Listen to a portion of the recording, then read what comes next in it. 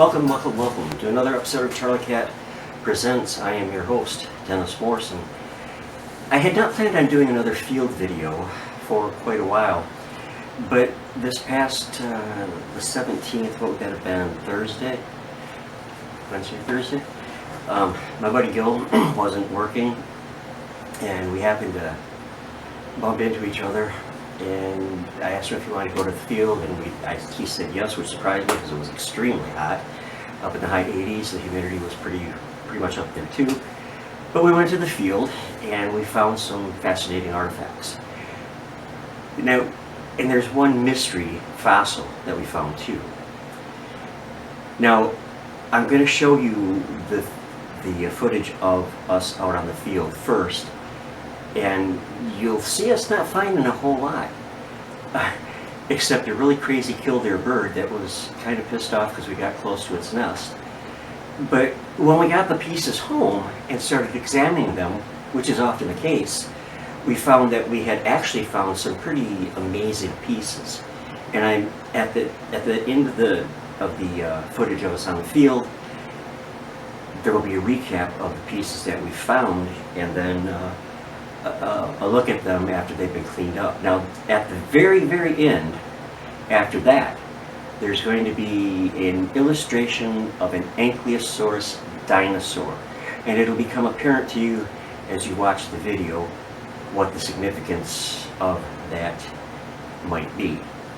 So, let's see if there was anything else I wanted to share with you before we hop right into it, and I don't think there is. So, I'd like to invite you to join Gil and I out in the field, and I'll be back with you for the roundup shortly. I resent that. I'm a very good liar. No, I'm sure you are. You're a con man like I am. Both kinds, man. Well, technically I am. Me too. You are? Oh, yeah. When were you in jail? Oh, not that kind of kind. I'm the kind of kind that look kinder. Oh. Yeah, I'm the real deal. Yeah, you've been there, huh? Been there and done that. I've been there twice, but it's in the holding tank. You got bailed out both times before they put me in the regular. So I didn't have anybody that loved me anymore. They wouldn't bail me out. Oh, okay. Driving. Obviously. Oh, wow. It's up there. Can you swim? Yeah. Oh, good. You can rescue me if I fall in. Yeah, I will. Okay. I even know the... Or brownish type. The stuff that would have been Judge Miller. No, the pottery that would be like Judge Miller era. Oh. Like, here's a couple more. These aren't brown. Boy, this is flat as shit. Look at that. Yeah. Look how flat it is, man, compared to what we're used to seeing. Out there because I want to come back to that. Yeah, but I will. Uh-oh. Then you better be attacking that guy, because I'm not going to. Oh, look at that. Look at I better that. go get him. He's wounded. Oh, you okay? He's not really wounded, is he? No, I'm coming to eat you. They fake you out. Look how bad he's wounded, because his eggs are. We're right on him. We're right on him. I wouldn't want to step on him. That'd be sad. Yeah. Oh, killdeer, your wing's broken. Let me help you. Let me eat you. I'm a fox. I'm going to eat you. See how he's pulling us away? Yep. We're so close to him. They're back. You know? Oh, really? There's no nest at all there? They don't make no. There it is, right there. Oh, really? Okay. 4 eggs on it, man. Oh, yeah. He's mad at us. Not gonna hurt him. Oh, that's cool. There's another killdeer just landed behind us. That is really neat. Yeah, there's no other bird that does that, pretending like they're wounded like that. It's okay, baby. We're gonna leave him alone. Hey.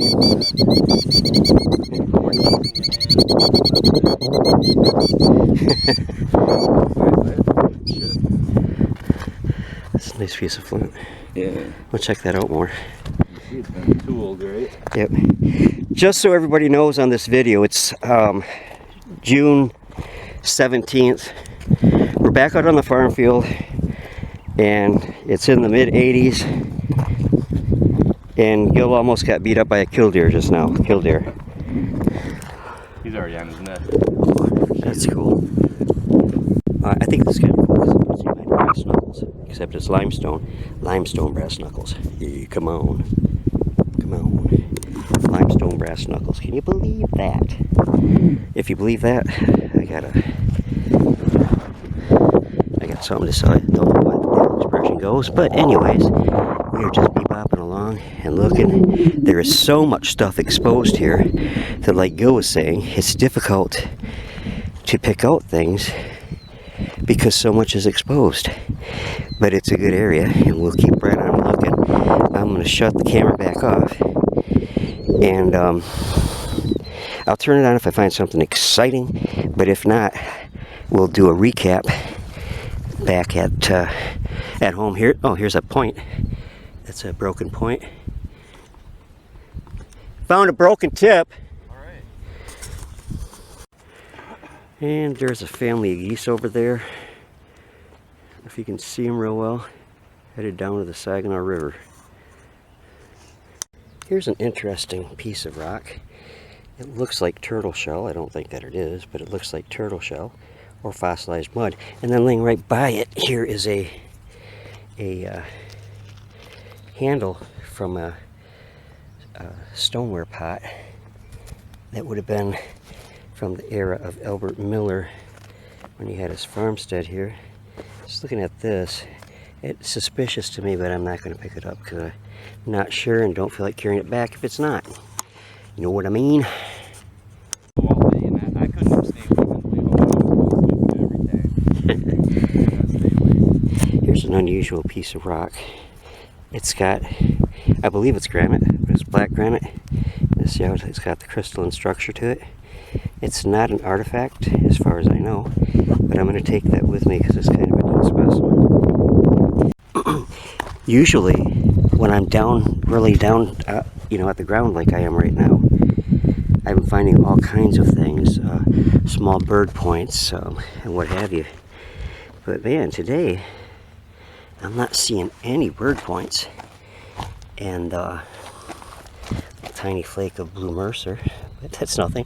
But we had a real bad storm last week, and maybe you watched my video that I put up of it, and it uncovered a lot of stuff here because there's by far more stone uncovered from that hellacious wind and rain that we got. But I'm not seeing that it uncovered anything really to get excited about so far. Gil found the nicest piece so far, that ovate knife, and then I found that polished bone, which may or may not be a bead, but we'll see when I get home what exactly it is. If I find anything though, I'll be right back at you and let you know. Just found this piece laying here on a little pedestal of dirt, and it's got a depression in it, and I'm thinking it could have been a miniature, not nutting stone, but similar piece for small items. So I'm going to take that with, because I think that's exactly what that is. Getting hotter. Definitely getting hotter, and but neither of us want to give up. Gil says that we are not leaving here today until he finds a nice full arrowhead.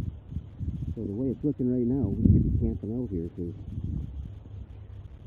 so far we haven't found a nice full arrowhead. But we'll see what happens, because you never know. One of the last times we came out here, we were on our way back, and we found 3.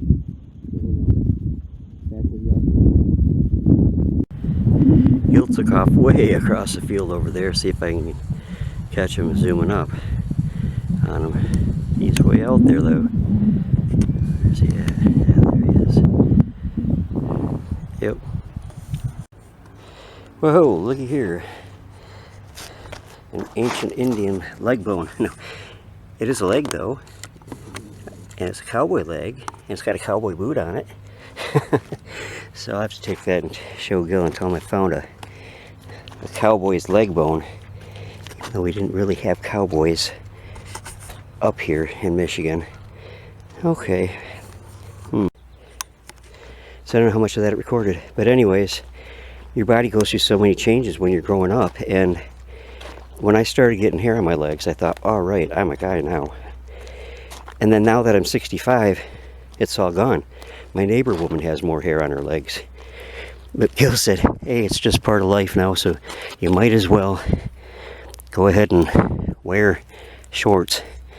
And today would have been a good day to do it. Here's another piece of bone. It's polished, not as polished as the other piece I found. Now I'm going to turn this off, and hopefully I'll find a spectacular arrowhead or celt or pipe or something soon, and I'll turn this baby back on and share it with you. It is hotter than Hades right now out here. Okay, I told you after I got back I would do a roundup of the pieces that we found today. So I'm going to start washing some of these. This is the bone piece that I believe might be a bead. The video of me finding it didn't turn out. But I'm going to clean that one up first, and then after I figure out what it is here in a minute, I'll turn this back on and tell you about it, and then we'll look at some more.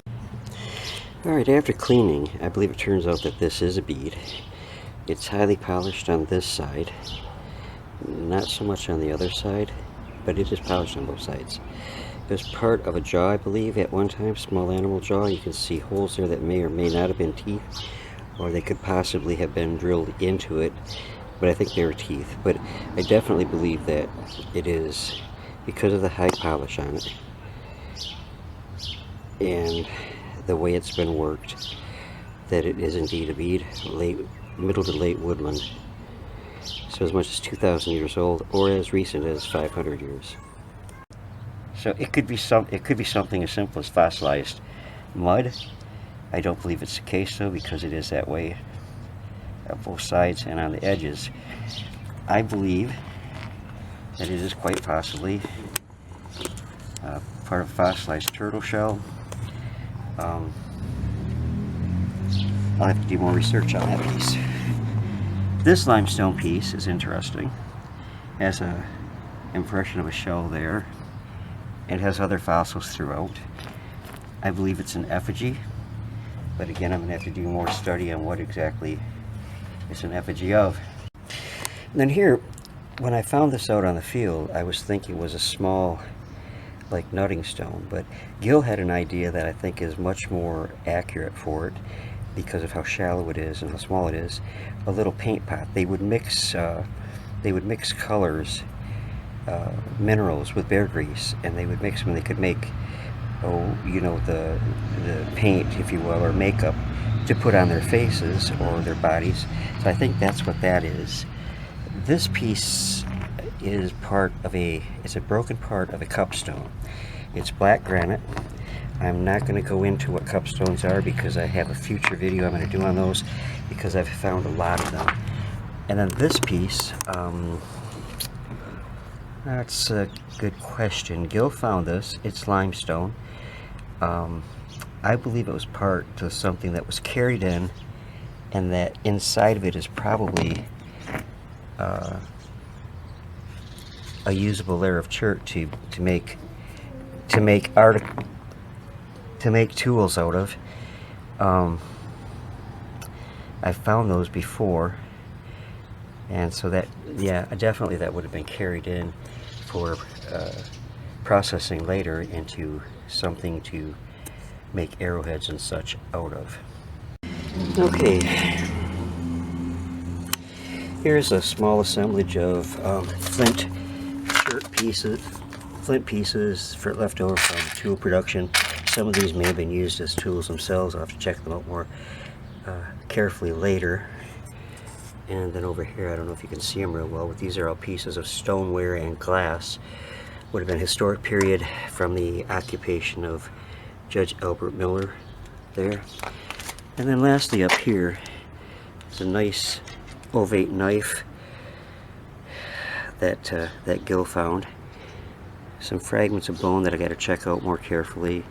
Very old tooth that split in half when Gil picked it up. Pieces of tips of arrowheads, and here's that bone bead that I was working on in the beginning. Nice core. And Gil found this piece. It's a possible graving spur. Very nice. brown turd on the tip. So this is basically what was found out on a very hot field today. It is a hot day, and this is Mr. Charlie Cat of Charlie Cat Productions, getting a breath of cool air. A breeze once in a while comes in and sweeps across this sweet little kitty. Can you say hi to everybody, Charlie? I guess he's not going to today. Anyways, we have left my studio down in the basement, and we're up here in my living room where I'm putting together my miniature museum of artifacts. We're going to do a little recap here now of the pieces that Gil and I found the other day out in the field. Some very interesting things. So let's start with right here. This piece is another earplug. We found a number of those there at the farm field, the Judge Albert Miller farm field. Well, it's not going to sit the way I want it to, is it? There. Anyways, it is a earplug, and they were, I guess, quite popular with the Native American men and women that inhabited the middle of Lake Woodland site there on the river. Here is a really interesting piece. Now, when I picked this up, if you watched the earlier when I actually found this, I said it looked like Stone Age brass knuckles, but in point of fact, it is an effigy figure, and I believe that it is of a Manitou or spirit.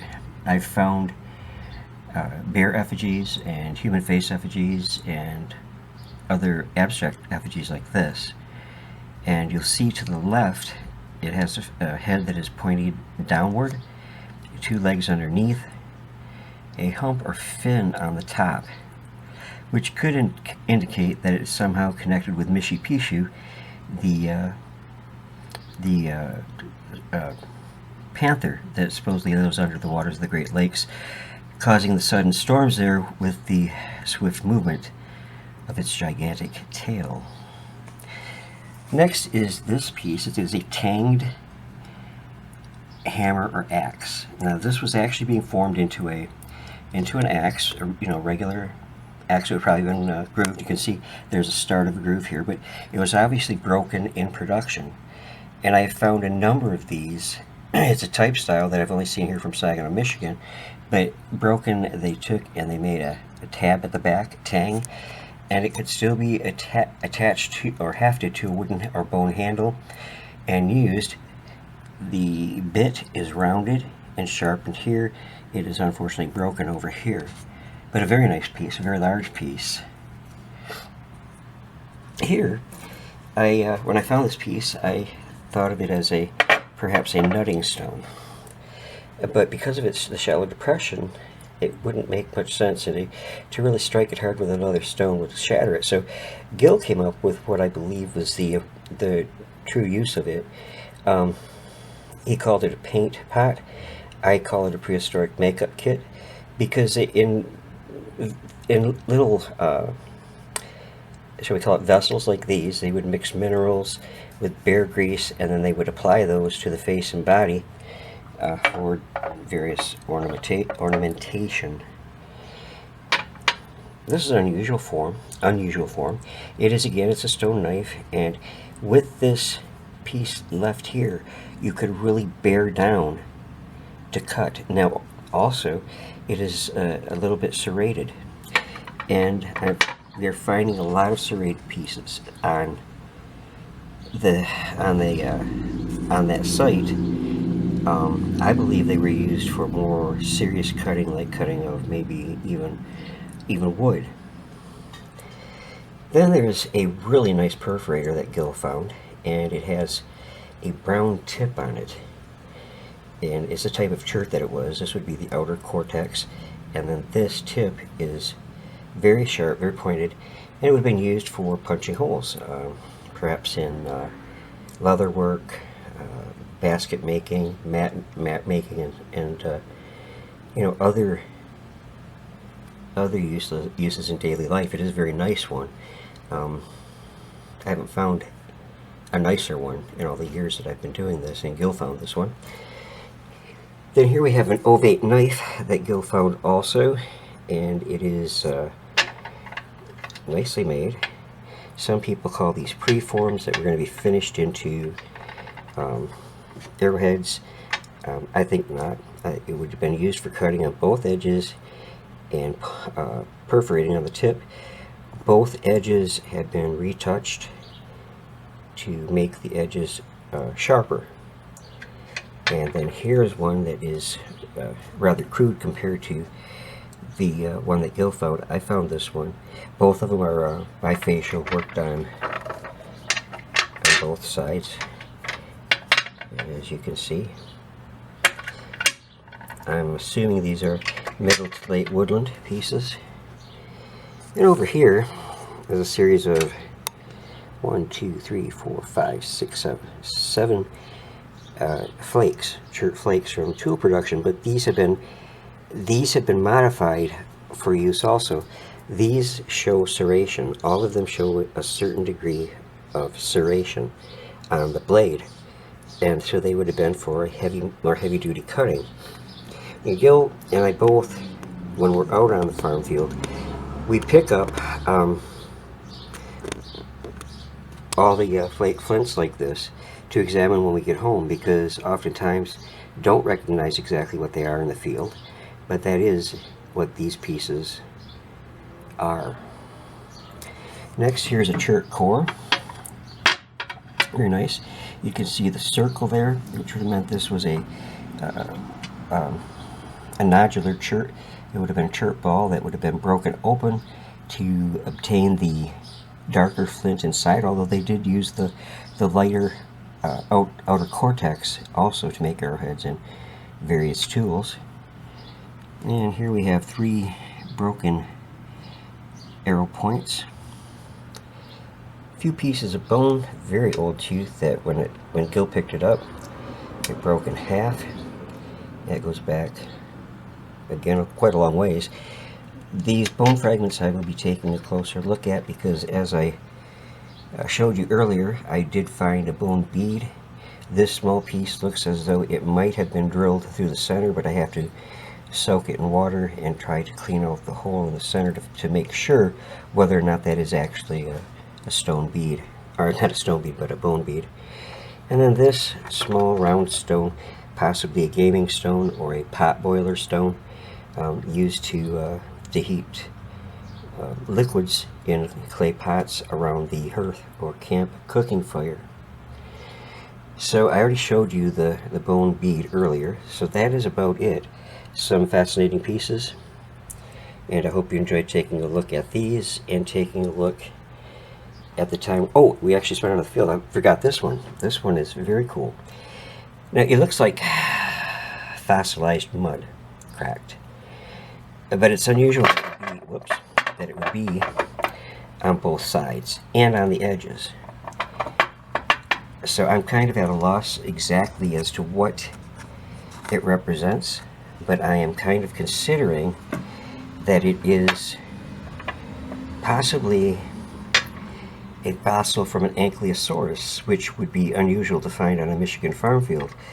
But in looking on the internet and trying to find something that matches this, what matches it most perfectly, really, is the skull protective plates on an ankylosaurus. So those are the pieces that we found this time. Hope you've enjoyed looking at this, and thank you for stopping.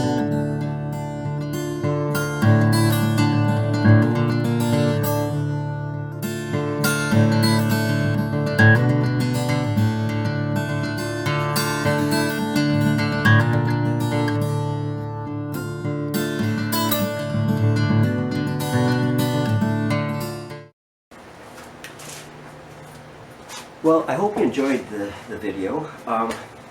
Please let me know what you think. Let me know, please, what you think about the fossil that I consider to maybe be that of an ankylosaurus skull plate, the protective shielding, if you will.